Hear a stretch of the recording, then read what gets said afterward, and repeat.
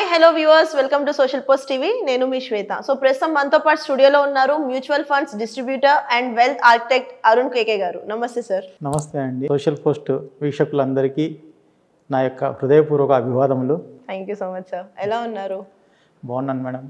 Sir మనం ఇంటర్వ్యూకి వెళ్ళే ముందు నాది ఒక చిన్న డౌట్ ఉంది sir mutual funds related. So రీసెంట్గా మా ఫ్రెండ్ ఒక అమ్మాయి మ్యూచువల్ ఫండ్స్లో ఇలానే ఇన్వెస్ట్ చేస్తే ఫోన్పే త్రూగా సమ్ ట్రాన్సాక్షన్స్ చేసింది అనమాట.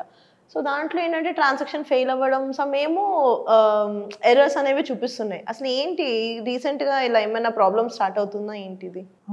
యాక్చువల్గా ఇది ఒక ప్రాక్టికల్ ప్రాబ్లం అండి. ఓకే. నార్మల్గా ఒక ఇన్వెస్టరు అనేవారు ఒక ఏఎంసీకి ఒక పేమెంట్ అనేది ఎలా జరుగుతుందంటే మొట్టమొదట తను రిజిస్ట్రేషన్ అవుతారు.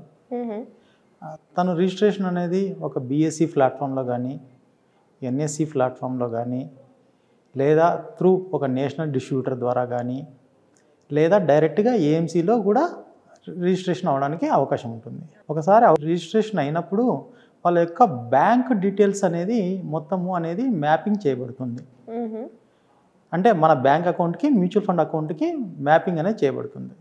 ఇప్పుడు పేటిఎం ద్వారా చేసినప్పుడు లేదా ఇంకో ఫిన్టెక్ యాప్స్ ద్వారా చేసినప్పుడు ఏమవుతుందంటే ఇవన్నీ కూడా నేషనల్ పేమెంట్స్ కమిషన్ ద్వారా ఆ యొక్క ప్లాట్ఫామ్కి మరియు బ్యాంక్ అకౌంట్కి మరియు ఈ యొక్క ఏఎంసీ మ్యూచువల్ ఫండ్ అకౌంట్కి మొత్తం అంతా కూడా మ్యాప్ చేయబడి సరైనటువంటి ట్రాన్సాక్షన్ ఫ్లో జరుగుతూ ఉంటుంది. ఇప్పుడు మీరు చెప్పినట్లు సమ్టైమ్స్ పేటిఎంలో చేస్తారు, ట్రాన్సాక్షన్ చేస్తారు.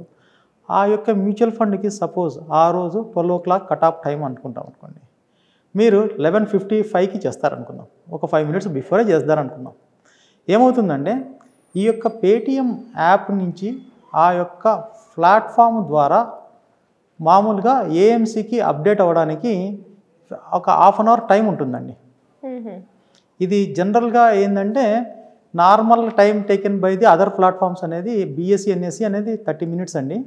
కానీ బిఎస్సి మామూలుగా ఏఎంసీ వాళ్ళు అగ్రిమెంట్ చేసుకున్నటువంటి బ్యాంకింగ్ తోటి అగ్రిమెంట్ చేసుకున్నప్పుడు కొన్నిసార్లు 3 to 4 hours కూడా జరుగుతుంటుందండి.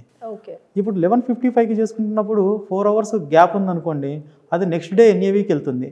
ఇప్పుడు సమ్ బ్యాంక్స్ అలౌ చేస్తాయి, కొన్ని బ్యాంక్స్ అలౌ చేయనప్పుడు ఎర్రర్ వచ్చేస్తుంటుంది. సో అల్టిమేట్గా కస్టమర్ అనేది ఈ రకమైనటువంటి ఫిన్టెక్స్ యాప్స్ ద్వారా ప్రాక్టికల్గా కొంత ప్రాబ్లం చేయడానికి ఉంటుంది. కానీ ఇక్కడ మీరు ఇంకొకటి ఆలోచించాలి. అదేమిటంటే ఇప్పుడు సపోజ్ ఒక రోజు మీరు ఈరోజు లాస్ట్ డే అనుకోండి, మ్యూచువల్ ఫండ్ అకౌంట్లో సిప్ అనేది ఏంటంటే ఈ మ్యాండేట్ ద్వారా మ్యాప్ చేయబడి ఉంటుంది. కాబట్టి ఆ యొక్క మ్యాండేట్ అనేది ఖచ్చితంగా ఆ రోజుకి మనం ఫుల్ఫిల్ చేయాల్సినటువంటి అవసరం ఉంటుంది. అంటే మనం సపోజ్ ఈ నెల 15వ తేదీకి ఒక సిప్ పేమెంట్ అనేది జరగాలనుకుంటే అది బిఫోర్ 2 o'clock ద్వారా మాత్రం బిఫోర్ 2 o'clock లోపల compulsory AMC trading account and mutual fund అకౌంట్లో అది డిపాజిట్ అవ్వాలి. ఓకే. సపోజ్ మీరు బ్యాంకుకి ఇచ్చారు, మన పేటిఎం ద్వారా ఇచ్చారు, బ్యాంక్ వెళ్ళింది, కానీ బ్యాంక్ నుంచి అక్కడికి ట్రాన్స్ఫర్ అవ్వలేదు, still there is a problem. అలా కాకుండా పేటిఎం యాప్ నుంచి బ్యాంకుకే ట్రాన్స్ఫర్ అవ్వడంలో ఆ డిలే టైం అనేది వెళ్ళిపోయింది అనుకోండి, బ్యాంక్ వాళ్ళు ఏం చేస్తారంటే మామూలుగా అది నెక్స్ట్ డేకే ప్రాసెస్ చేస్తారు. అలా కూడా ఒకటి వెళ్ళిపోతుంది.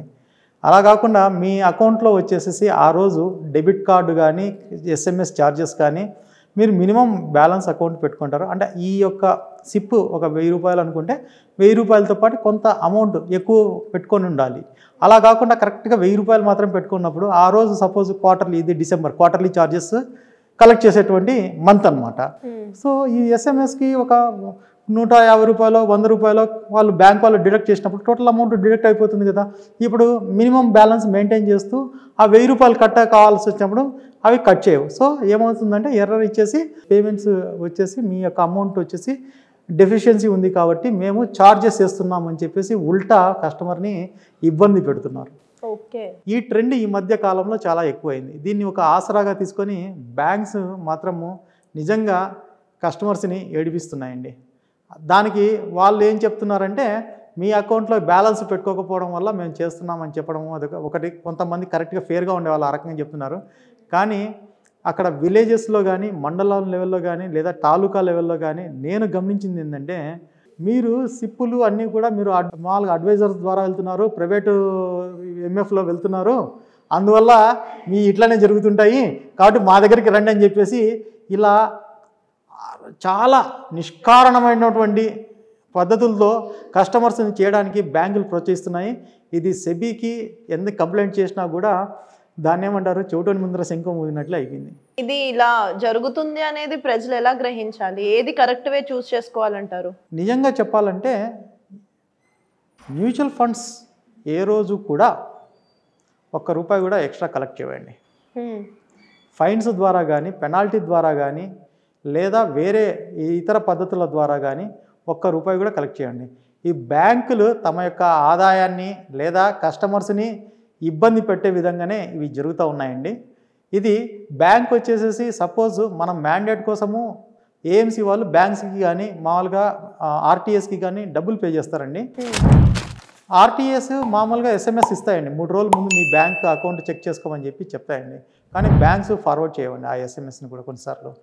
ఇది మాత్రము బ్యాంక్స్ ఏంటంటే ఇర్రెస్పాన్సిబుల్గా బిహేవ్ చేస్తుంటాయండి. కొన్ని ఫిన్టెక్స్ యాప్స్ కూడా ఇలాగే ఉన్నాయండి.